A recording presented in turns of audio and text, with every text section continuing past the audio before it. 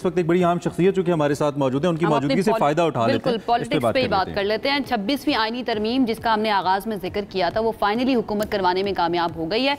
दोनों ऐवानों से बड़ी कामयाबी के साथ 2/3 अक्सरियत के साथ ये 26वीं आईनी तरमीम मंजूर कर ली गई है। तहरीक-ए-इंसाफ ने मुखालफत की और उन्होंने वोट नहीं दिए, लेकिन जो 64 चाहिए थे सेनेट में उसकी बजाय 65 वोट जो है इत्तेहादी हुकूमत ने हासिल किया। इस पर हमें ज्वाइन किया है पाकिस्तान पीपल्स पार्टी के रहनुमा नैयर हुसैन बुखारी साहब ने। उनसे इस बारे में बात करते हैं। नैयर बुखारी साहब, सबसे पहले तो अस्सलाम वालेकुम, गुड मॉर्निंग और बहुत बहुत मुबारकबाद आपको कि ये 26वीं आईनी तरमीम जो है वो पास हो गई है। सबसे पहले जानना चाहूँगी कि आप क्या कहेंगे इस बारे में कि फाइनली बिलावल भुट्टो जरदारी साहब जो हैं वो कामयाब हो गए ये आईनी तरमीम करवाने में। वालेकुम अस्सलाम। बिलाशुबा सिर्फ बिलावल भुट्टो जरदारी साहब कामयाब नहीं हुए, दीगर सियासी रहनुमा भी कामयाब हुए जिनके एफर्ट्स थे।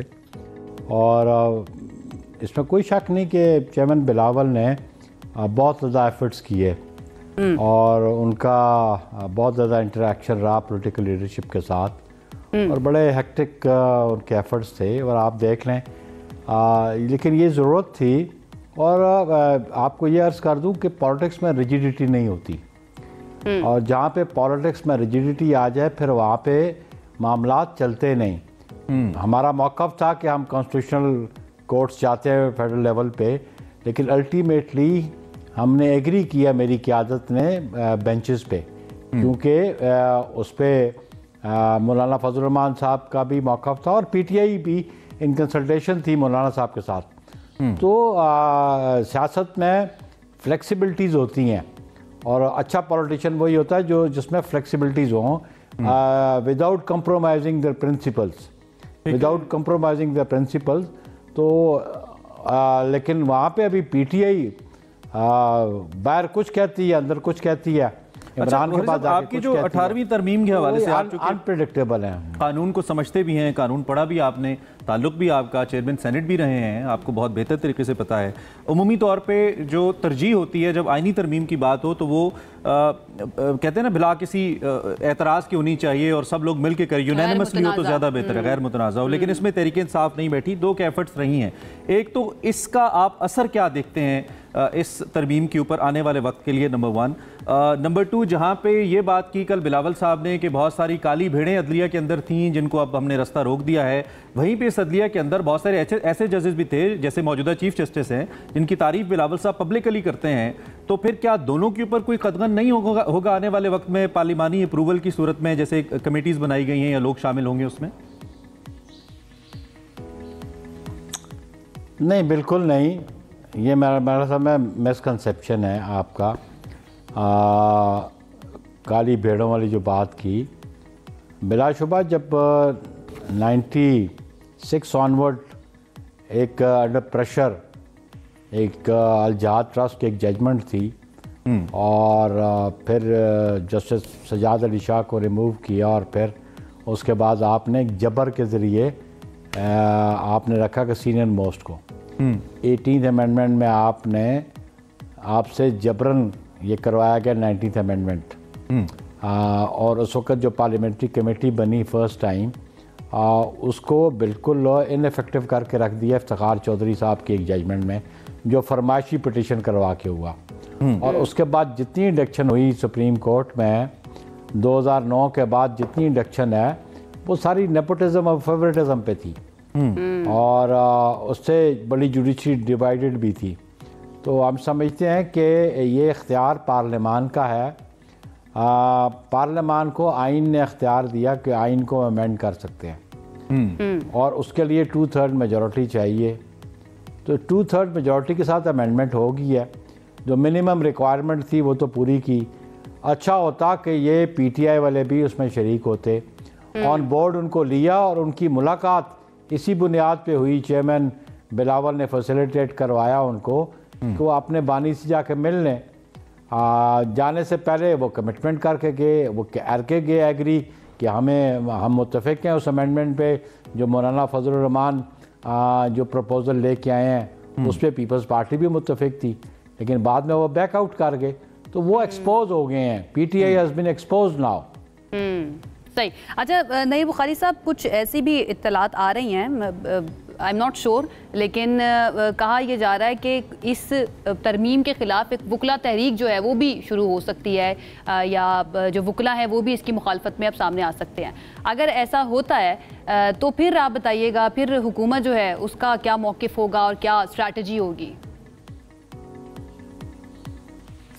वकला किस बात पे तहरीक चलाएंगे?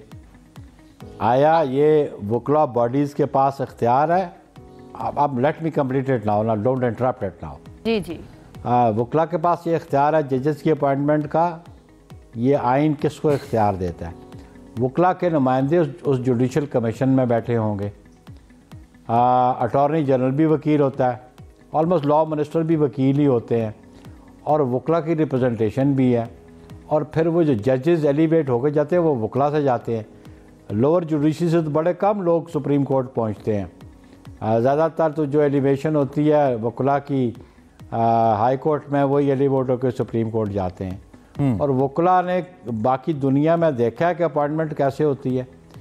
वकला ने पढ़ा है अमेरिकन कॉन्स्टिट्यूशन कि वहाँ पे सुप्रीम कोर्ट के जजेस की अपॉइंटमेंट कौन करता है? President of United states of America करता है, और उसकी confirmation senate of United states करती है। और जो हाई कोर्ट के लेवल पे हाउस ऑफ रिप्रेजेंटेटिव्स रिकमेंड करता है और सेनेट करता है। तो कम से कम दुनिया में जहाँ पे जुडिशरी, इंडिपेंडेंट जुडिशरी आप कह सकते हैं, यहाँ पे चैम्बर्स की सियासत होती रही, अपने चैम्बर्स के लोगों को इंडक्ट किया जाता रहा। और मैं आपको ये भी बता दूँ, जो पहली कमेटी थी ना जजेस अपॉइंटमेंट में पार्लियामेंट्री, फर्स्ट कमेटी थी, I was chairman of that committee. I know it कि जो रिकमेंडेशन आती थी उनके बारे में क्या होता था। Let's disclose it right now. अच्छा, इसमें एक बड़ा अहम नुक्ता है, इजाजत दीजिएगा एक सवाल की, वो है कि कल बिलावल साहब ने कहा कि अब कोई जज किसी को खत ना लिखने पे या बेटे से तनख्वाह ना लेने पे बाहर नहीं भेज सकेगा। तो जजेस ने इसमें से कोई भी ऐसा मामला ऐसा तो नहीं है जिसमें कोई जजेस का अज खुद नोटिस हो? बुखारी साहब, इसमें तो कोई ना कोई सियासी जमात या सियासी रहनुमा दरख्वास्त गुजार बना है। गिलानी साहब के वक्त नवाज शरीफ साहब खुद, उनका काला कोट बड़ा मशहूर है, और फिर जब नवाज शरीफ साहब का पानामा केस आया तो former chairman Tehreek Insaf, former prime minister, इसके अंदर उनकी प्ली थी, उन्होंने इस केस को फॉलो किया। तो कहीं ना कहीं सियासी जमातें या सियासी रहनुमा ही अमल आगे बढ़ाते हैं, तो जजेस इस पर फैसला करते हैं। तो क्या जजेस को सिर्फ ब्लेम करना कि वो बाहर भेज देते हैं ये दुरुस्त होगा और फिर उस पर आनी तरमीम जस्टिफाइड है? देखें, जज का काम है इंसाफ करना। कोई आदमी भी कंप्लेनेंट हो सकता है, कोई बंदा भी एग्रीव्ड हो सकता है किसी के खिलाफ, लेकिन उसको उसका पैमाना क्या होगा इंसाफ का कि आइन और कानून के मुताबिक जज का काम है फैसला होता। आप भी किसी के खिलाफ कंप्लेनेंट हो सकते हैं ना।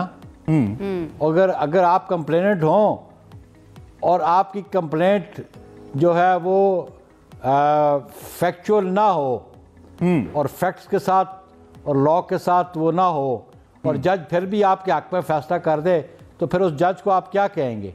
जज का काम यह है कि वो इंसाफ करे। ठीक है, वो जो स्केल्स ऑफ जस्टिस है ना जी, उसको स्केल्स ऑफ जस्टिस को टिल्ट नहीं करना चाहिए। ठीक है, बतौर सीनियर सियासतदान आप उनको समझते हैं कि स्केल्स ऑफ जस्टिस सीधी नहीं चाहिए? जी, कहीं ना कहीं सियासी जमातें या जो सियासी रहनुमा हैं उनको भी पॉलिटिकल मैच्योरिटी ऐसे जरूर दिखानी चाहिए कि एक दूसरे के खिलाफ इस्तेमाल ना हो। आप ये कह रहे हैं कभी भी वो भी ना हो, लेकिन जजेस को इंसाफ कर रहा है ना। देखिए, एक बंदे की चीज चोरी होती है या चोरी नहीं भी होती, वो किसी के खिलाफ कंप्लेंट कर रहा है तो उसका राइट बनता है ना। लेकिन एस्टैब्लिश करना उसका काम है, लेकिन जज ने एग्जामिन करना है कि आया वो आइन और कानून के मुताबिक एस्टैब्लिश कर सका कि नहीं कर सका। सही, ठीक है, ठीक है। बुखारी साहब, आपके वक्त का बहुत शुक्रिया। जज should not be thank you very much. आपको मौक़िफ़, आपकी पार्टी का मौक़िफ़ अब तक पहुंचा। फॉर्मर चेयरमैन सेनेट नहीं, ये सारे ख्याल करें। पाकिस्तान पीपल्स पार्टी का मौक़िफ़ आ गया 26वीं आईनी तरमीम पर। हमें नून लीग का मौक़िफ़ भी लेना है और इसके साथ साथ पाकिस्तान तहरीक इंसाफ का मौक़िफ़ भी लेना है, लेकिन उससे पहले एक ब्रेक लेनी है। ब्रेक लेनी है, ब्रेक लेनी है, उसके बाद